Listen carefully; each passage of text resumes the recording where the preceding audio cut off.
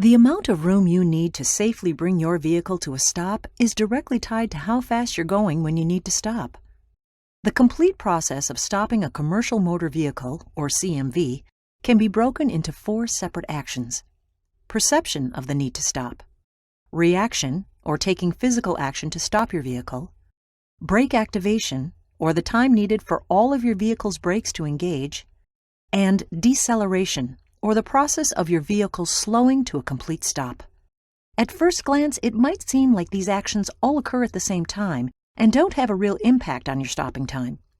But a closer look reveals how each action stacks up. It typically takes around 1.75 seconds for an alert driver to perceive the need to stop. The driver's reaction takes another 0.75 to 1 second. The brake activation time takes another 0.5 to 0.75 seconds. Altogether, the times add up to between 3 and 3.5 seconds before the vehicle actually begins to stop. That might not sound like much, but at 55 miles per hour, you're moving at more than 80 feet per second. In the time it takes you to perceive the necessary stop, you've advanced approximately 142 feet. Your reaction time covers another 80 feet before you begin to engage your brake. Because your brakes need time to activate, your vehicle continues another 60 feet before deceleration begins. The distance traveled before your vehicle begins to slow down totals 280 feet. Once the brake fully activates, your vehicle requires an additional 200 feet to decelerate to a stop. The combined stopping distance is approximately 480 feet, extending from the point of perception to a complete stop.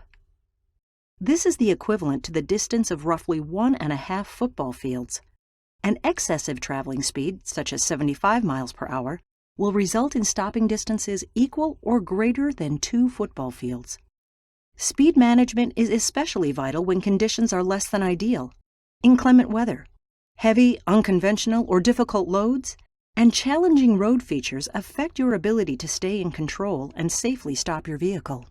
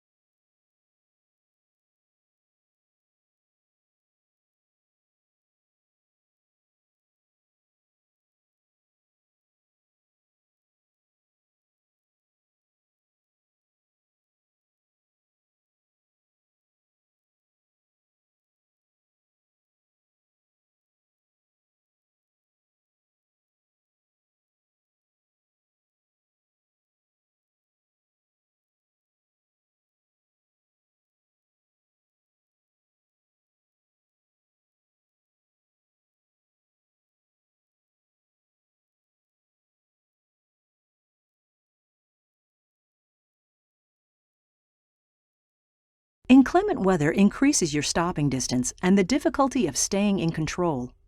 On wet roads, large trucks require greater distance to safely come to a complete stop. This is especially true during precipitation following long periods of dry weather, when accumulated oil on the road combines with moisture to create dangerously slick road conditions. On these slick roads, your vehicle will likely pass the full length of 2 football fields while you perceive, react, and complete a full stop. Every CMV driver should be putting safety first at all times, but it isn't always easy in inclement weather. No matter how bad the roads may get, loads still need to be delivered, and drivers still need to follow hours of service rules. Ultimately, it's up to you to judge whether present road conditions put you, your load, or other motorists in danger. However, keep in mind that the FMCSA recommends reducing your speeds in inclement weather by up to 1/3 in heavy rain and up to by half in snow or on icy roads. Remember that in any inclement weather, the best strategy for maintaining total control of your vehicle is to reduce speed and proceed with extreme caution. Or, if conditions are sufficiently dangerous, to stop driving and find a safe place to wait until the road improves.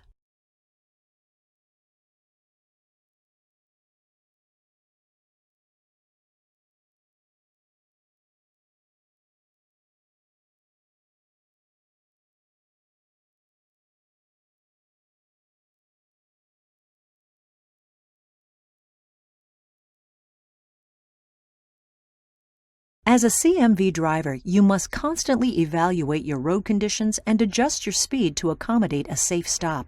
But a slippery road is not the only weather hazard that will affect your ability to stop in time. In foggy or stormy conditions, visibility and your ability to perceive danger ahead of you is limited. In some low visibility conditions, including nighttime hours, your headlights will illuminate the road directly ahead, but they may not reach as far ahead as your required stopping distance at higher speeds. In these conditions, how much you reduce your speed should depend on how far ahead you're able to clearly see. Reduce your speed to assure that your stopping distance does not exceed the range of your headlights.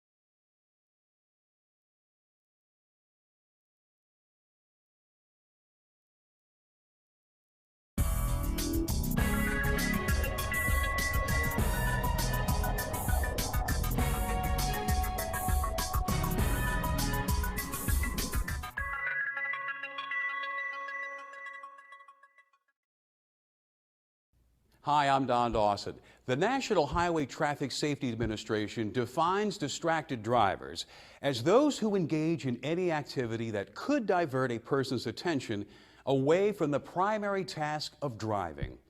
Let's be honest, plenty of us fit that description. Distracted driving behaviors can seem like an inevitable part of our hectic high-tech world, but the cost is just too high for us to continue them. Let's take a look at how we can break ourselves of the distraction habit.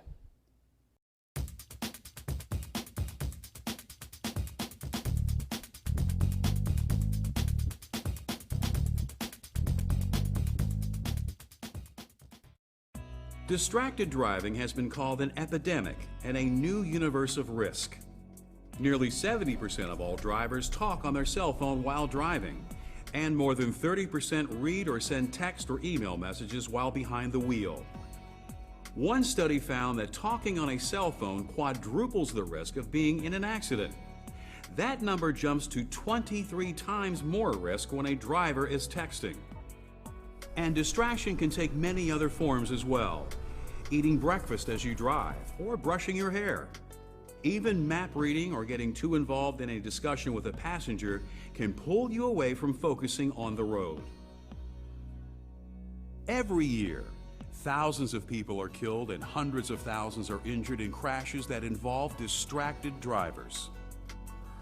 Numbers like these have led many states to ban driver use of handheld cell phones, and most states ban driver texting. But distracted driving continues unabated, and so do the crashes, injuries, and deaths it causes. Why? The answer highlights a frustrating fact about attitudes toward distracted driving. Over 90% of drivers have said that they recognize the danger from cell phones and other distractions. Yet 2/3 of the same people admitted to talking on a cell phone while driving. And 35% said they read or sent text messages or email as well. We can no longer write this behavior off as human nature. Distracted driving kills people. Its tragic cost demands we take effective steps to stop it as soon and as completely as possible.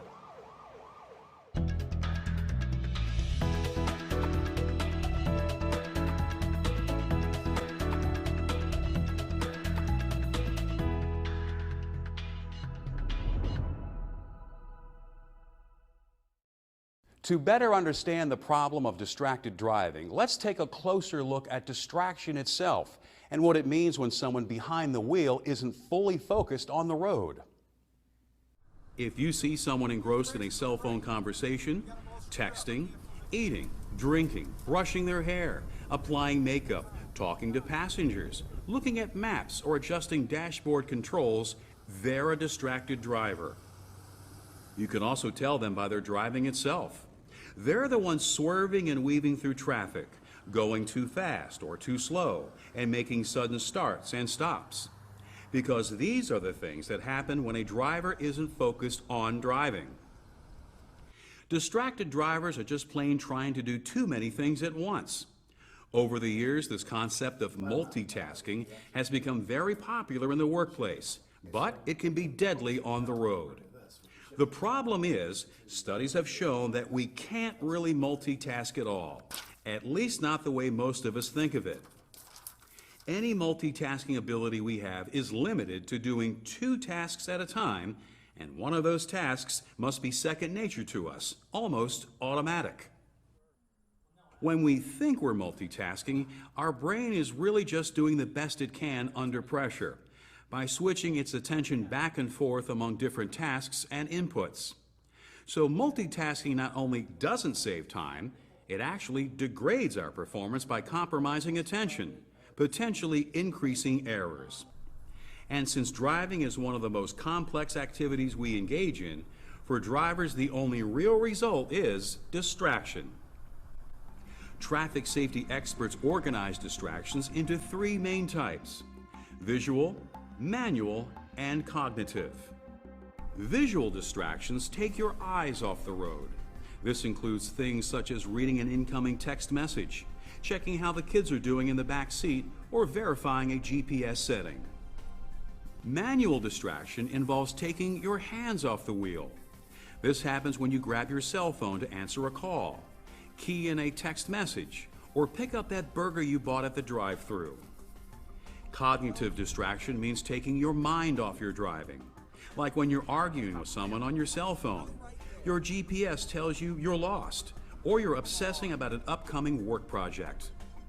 Other examples include looking at something unusual on the roadside, like a funny billboard, changing the radio station, or worrying about the appointment you're running late for, turning around to grab something off the back seat, selecting different CD tracks to find a song you like, brushing your hair in the rear view or visor mirror, reading a map or written directions, or resetting the dashboard clock.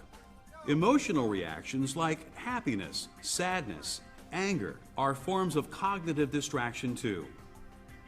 Any of these types of distractions, alone or in combination, creates a dangerous situation. Another source of serious distraction is other people. A backseat driver might question your navigation, suggest that you reprogram the GPS, or tell you to look out for a turn. Kids can force you to turn around to see what they're up to and perhaps help them with something. Even when they're quietly amusing themselves, you're always thinking about them. People don't even have to be passengers to distract you. They can demand your attention simply by calling you on your cell phone or sending a text. Other drivers can distract you by honking their horns, and pedestrians can distract you by trying to cross the street.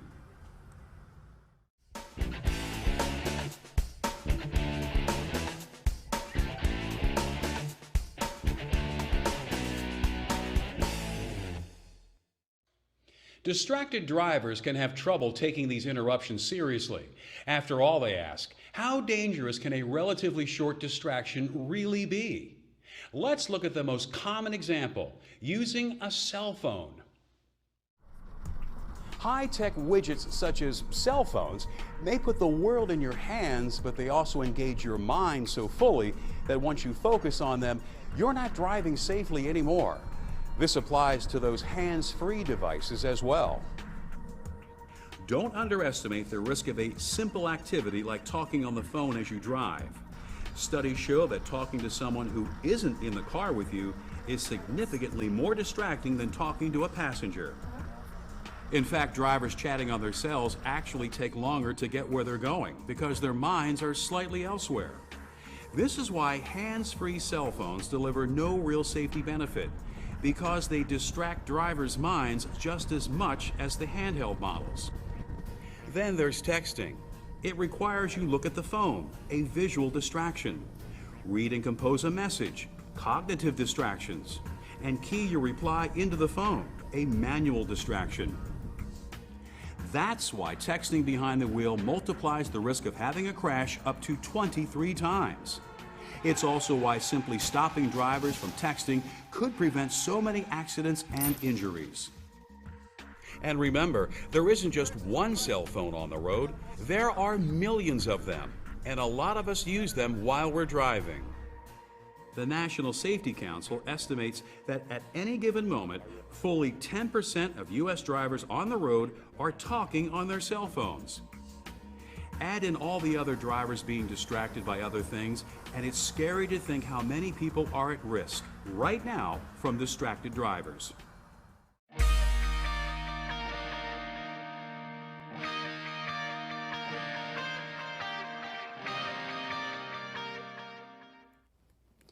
At times, trying to combat distracted driving can seem hopeless, but understanding how distraction occurs means we can take steps to head it off before we get behind the wheel. There are a number of good techniques that all of us can use. Tell the world you're busy. Before you drive, record an alternate outgoing voicemail message that tells callers you're driving, and we'll get back to them when you're off the road. It's also a great way to lead by example. Anyone who receives your message may be encouraged to do the same when they drive. A variety of cell phone apps are also available to disable calling and texting functions, silence alerts, and send customized auto responses. Turn your cell phone off and stow it. You'll never be distracted by a phone that doesn't ring. Switch it off or to silent mode before you get in the car. Then put it away out of your reach, so you won't be tempted to take it out and turn it back on if you get bored. Prepare navigation ahead of time. When you plan to use a GPS, program your destination before you drive. Not only will you eliminate an on-the-road interruption, you'll do a better job and get better results. If you prefer a printed map or written directions, review them in advance. And don't wait until you're on the road to use an internet-based mapping service either. Finish dressing and personal grooming before you get behind the wheel. Brushing your hair or applying makeup takes a lot of concentration, and the results can be really bad when you're trying to drive at the same time. Secure children and pets. Turning around to deal with loose kids in the back seat while you're driving can lead to a disaster. So can having an excited or frightened pet running around the car. Make sure kids are safely seated and belted in, and pets are properly restrained before you turn the ignition key. Get to know your vehicle. If you're driving an unfamiliar company car or rental, take the time to locate important controls, such as headlights, wipers, the defroster, and other knobs and buttons you might need in a hurry. Set as many of them as possible before you start your trip. If necessary, ask a coworker for help or check the driver's manual. Fix the seat position so you can operate pedals comfortably, and adjust all mirrors to minimize your blind spots.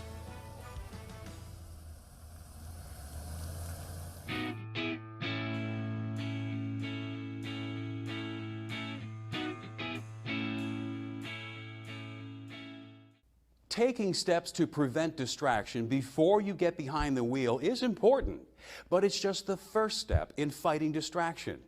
Even with good preparation, there are plenty of things that can happen while you're on the road. Fortunately, there are effective techniques that you can use to stay safe once you're rolling as well. Focus on driving. As we've seen, trying to multitask behind the wheel is dangerous. Don't ever text, surf the web, read email, or talk on a cell phone while driving. Refrain from eating, drinking, reading, grooming, or any other activity that takes your hands off the wheel, or your mind or eyes off the road. When in doubt, pull over. If you need to make a call, reprogram your GPS, deal with a kids issue, or anything else that requires your attention, pull over to a safe area first. Use your passengers. They can be a good resource. Ask them to take a call, consult the map, reprogram the radio, or provide other help. Stay cool. It's your responsibility to keep focused. Don't allow yourself to get disturbed or agitated by things inside or outside your vehicle. Whether it's accidents, aggressive drivers, pedestrians, billboards, the unexpected or the interesting, keep your hands, eyes, and mind on your driving. Steer clear of distracted drivers. These folks can kill you, so sharpen your spotting skills. Look for drivers going much faster or slower than the speed limit or traffic flow, or drivers who needlessly change speed. Drivers who stop longer than required at a traffic light or sign. Drivers who can't stay in their lane or weave through traffic. If you encounter a distracted driver, assume they don't see your car at all. Give them a wide berth by pulling ahead or dropping behind them. If you can't get away, or they are really driving erratically, call 911 and report their behavior to the police. Do not make any effort to get the other driver to pay attention to you. That can just increase their distraction and its potential for danger. Focus your own attention on your vehicle, your passengers, and yourself. What should you do if you're in a car with a distracted driver? Remember that distracted driving kills people. Speak up and let the driver know you're concerned. Be polite and helpful. Calmly say, "You know, I think it's getting a little too crazy in here. Why don't we pull over and sort it out?" Or offer to handle the cell phone, deal with navigation, or pets. Anything that will diminish the driver's distractions and promote safety. Distracted driving causes thousands of accidents, injuries, and fatalities every year. Stopping distracted driving begins with each of us individually making a commitment to stick to safe driving habits. Let's review. Before you drive, finish getting dressed, putting on makeup and other grooming. Record an outgoing voicemail on your cell phone, explaining that you're driving and will get back to them later. Then turn your cell phone off and stow it out of reach. Adjust seats and mirrors and program the entertainment system. Program your navigation. Make sure kids and pets are safely seated and secured. On unfamiliar vehicles, locate the important controls and learn how they work. When you're on the road, stay focused on your driving. If someone else needs your attention, pull over. Take care of things after you stop the vehicle. Steer clear of distracted drivers. If you can't avoid them, call 911. If you're a passenger in a car driven by a distracted person, speak up. You can't control other drivers, but you can control your own driving habits. Keeping your hands on the wheel, your eyes on the road, and your mind focused on driving doesn't just make you a safer driver. It's how you can help save lives every minute you're behind the wheel.